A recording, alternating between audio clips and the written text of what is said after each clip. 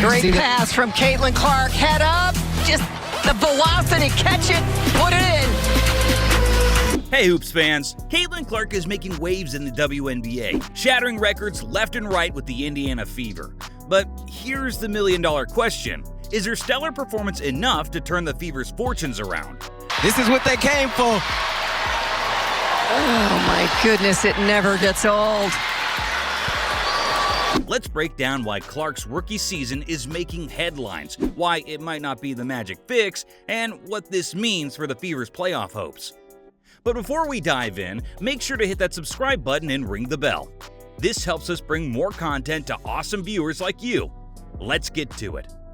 Great change of pace in the open floor by Clark and a good fill behind a rebound by Boston through contact. All right, let's talk about Caitlin Clark. If you've been following basketball, you know she's not just any rookie.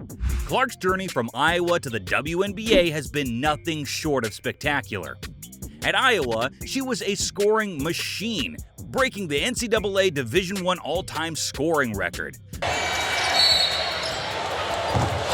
trying to draw the foul. But what really sets her apart is her ability to drain threes from practically half court.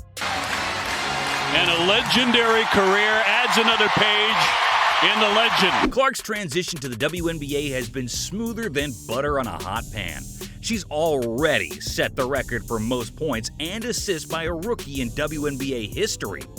We're talking about a player who's not just living up to the hype, but exceeding it.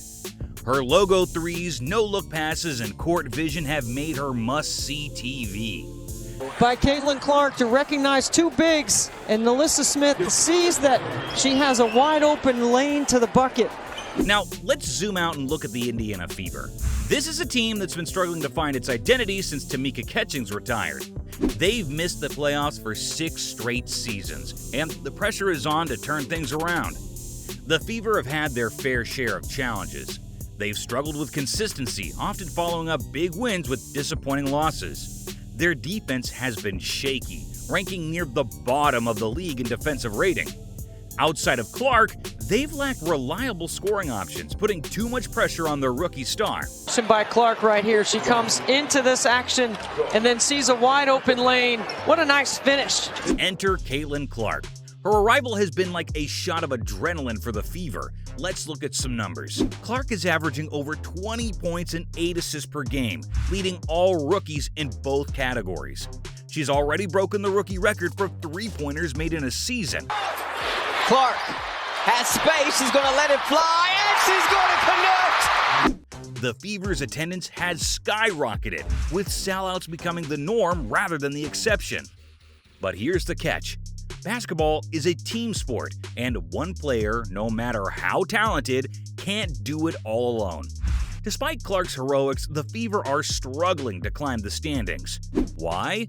A few reasons. Defensive woes. While Clark's offense is elite, her defense is still a work in progress.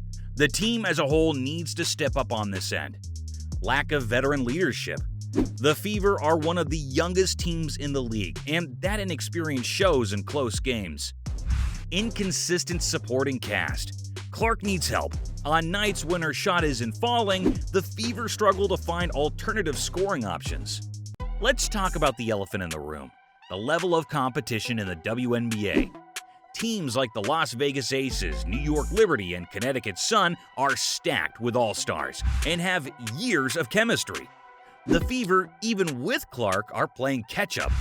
The Aces, led by Asia Wilson and Chelsea Gray, are the defending champs and show no signs of slowing down.